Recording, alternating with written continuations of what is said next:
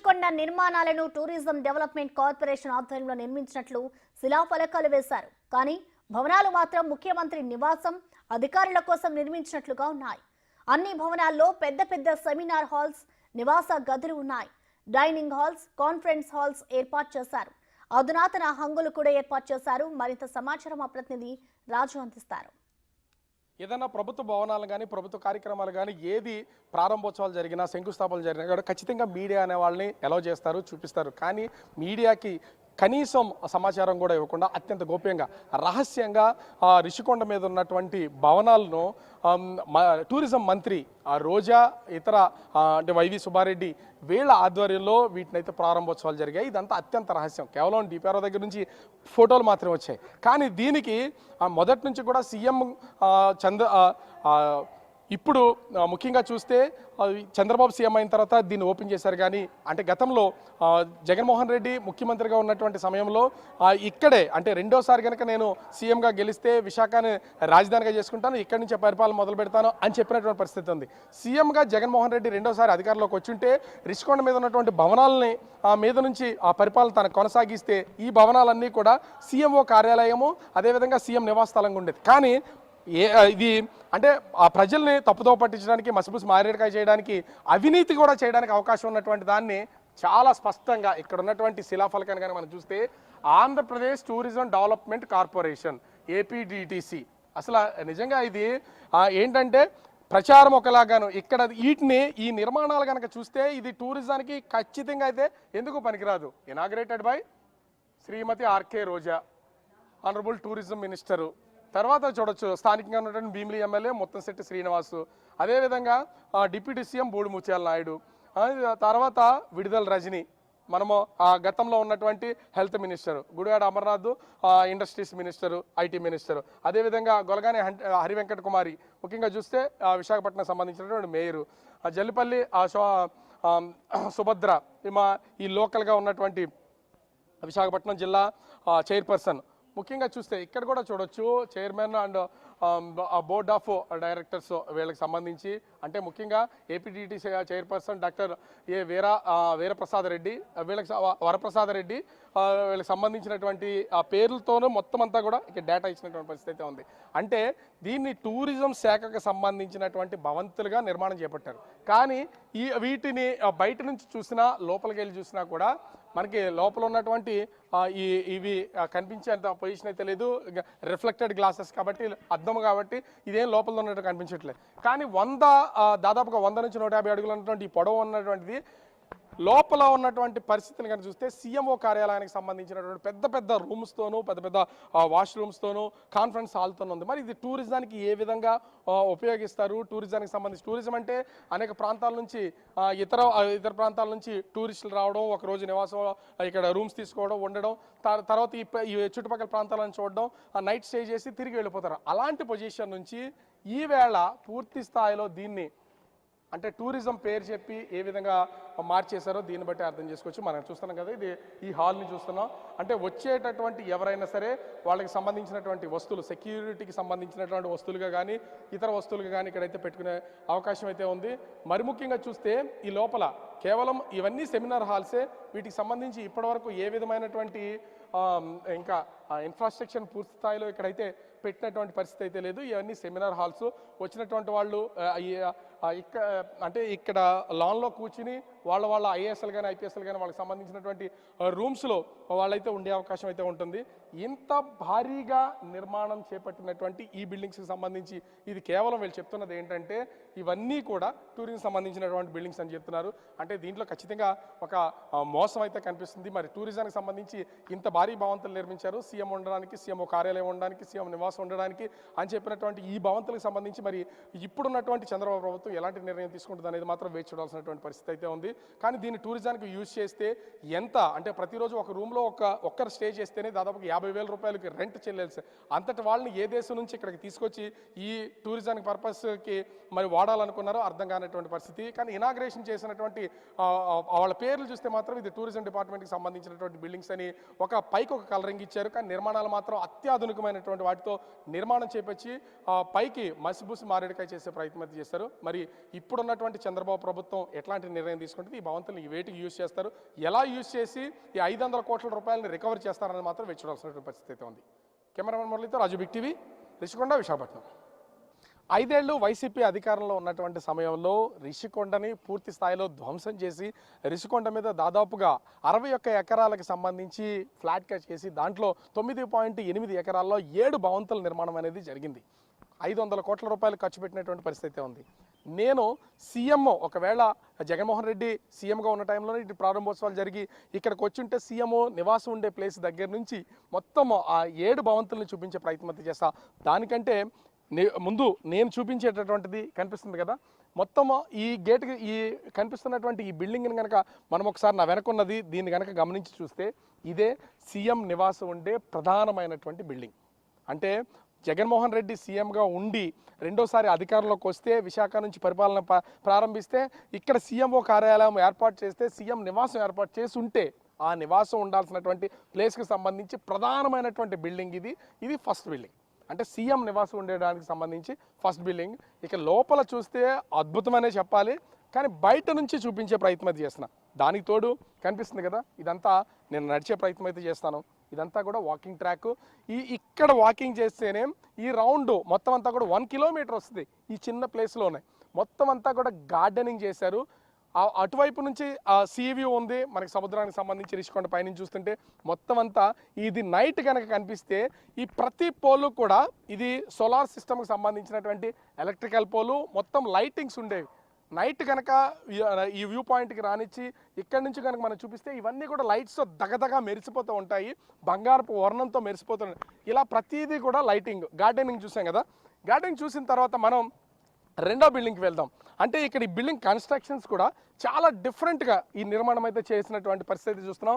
మనం ఈ మొదటి బిల్డింగ్ చూసాం. ఈ మొదటి బిల్డింగు సీఎం కుటుంబ సభ్యులు నివాసం ఉండడానికి అనుగుణంగా ఎవరైనా అత్యంత ముఖ్యమైనటువంటి వ్యక్తులు ఆ ఇంటికి వస్తే కావలసిన విధంగా నిర్మాణం చేపట్టినటువంటి సీఎం, స్పెషల్గా సీఎం కుటుంబం నివాసం ఉండేటటువంటి ఈ బిల్డింగ్ ఇది.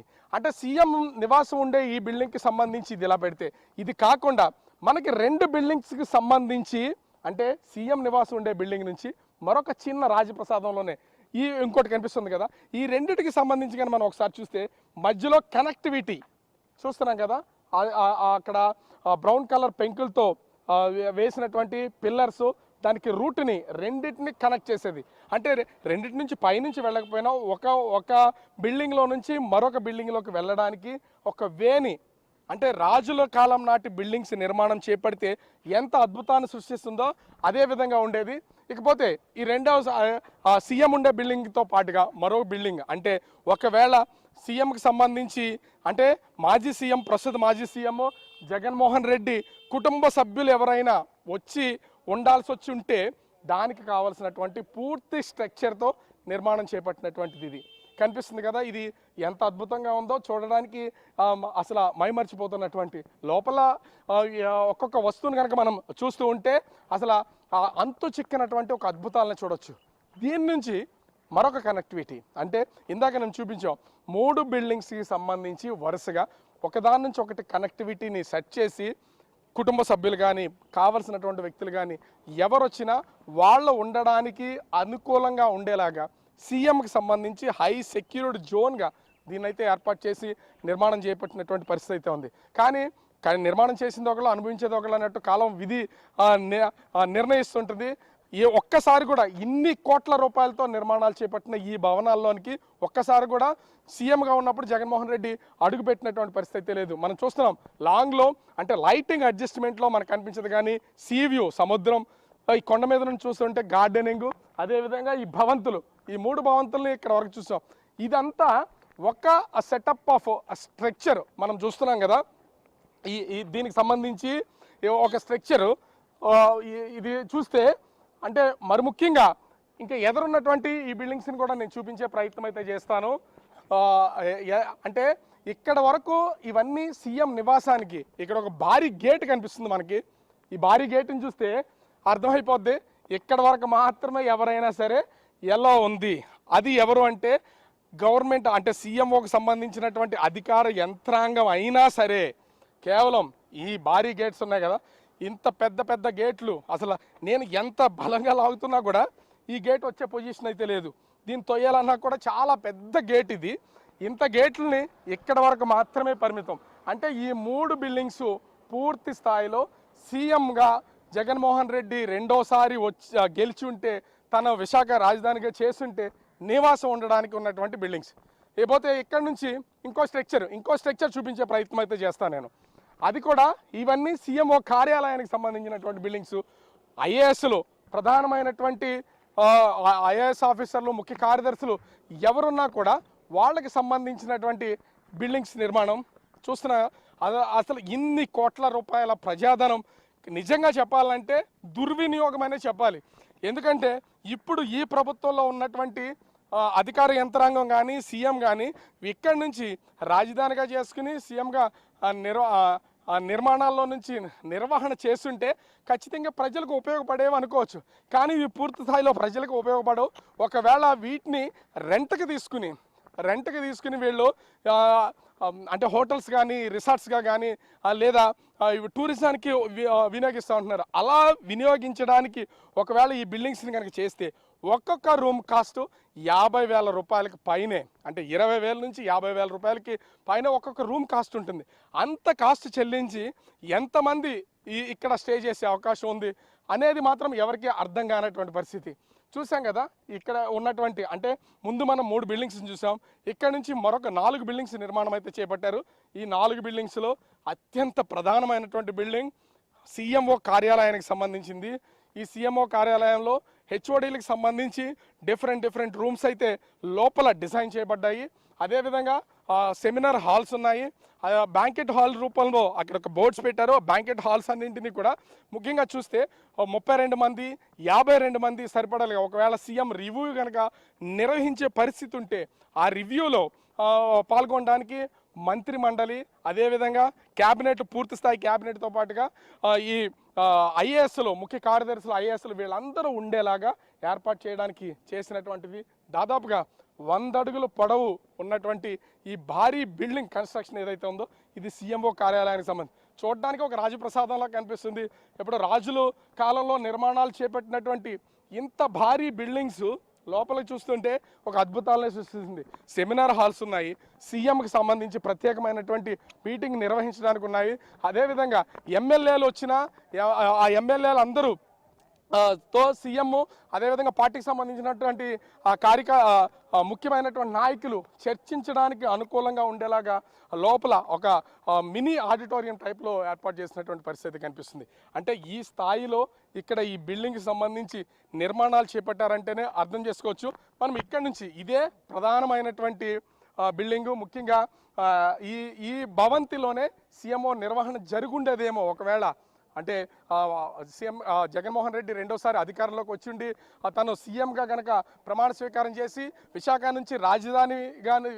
రాజధానిగా చేసుకుని పరిపాలన ప్రారంభించుంటే ఖచ్చితంగా ఇది సీఎంఓ కార్యాలయం ఉండేది. దీని తర్వాత మరొక 2 భవనాలు ఉన్నాయి. ఆ 2 భవనాలు కూడా పూర్తి స్థాయిలో అధికార యంత్రాంగం వచ్చేటటువంటి వాళ్ళకి, ఇక్కడ ఉండేటువంటి వాళ్ళకి, ఐఏఎస్లు, ఐపీఎస్లు ఎవరు వచ్చినా కూడా ఉన్నతాధికారులు ఒకరోజు స్టే చేయాలన్నా, అదేవిధంగా ఫారిన్ నుంచి డెలిగేట్స్ వచ్చినా కూడా వాళ్ళు ఒకవేళ ఇక్కడ ఉండాల్సి వచ్చినటువంటి పొజిషన్లో వాళ్ళకి కావాల్సినటువంటి విడిదిగా వీటిని ఏర్పాటు చేసినటువంటి పరిస్థితి కనిపిస్తుంది. ఇంత దాదాపుగా కొండ మీద రిషికొండని 61 ఎకరాలను తొలిచివేసి మొత్తం ఇక్కడ నుంచి మట్టిని, ఇక్కడ ఉన్నటువంటి రిసార్ట్స్ని తొలగించేసి ఇక్కడ నుంచి మట్టిని ఎత్తుకుపోయి నిర్మాణాలు చేపట్టారు.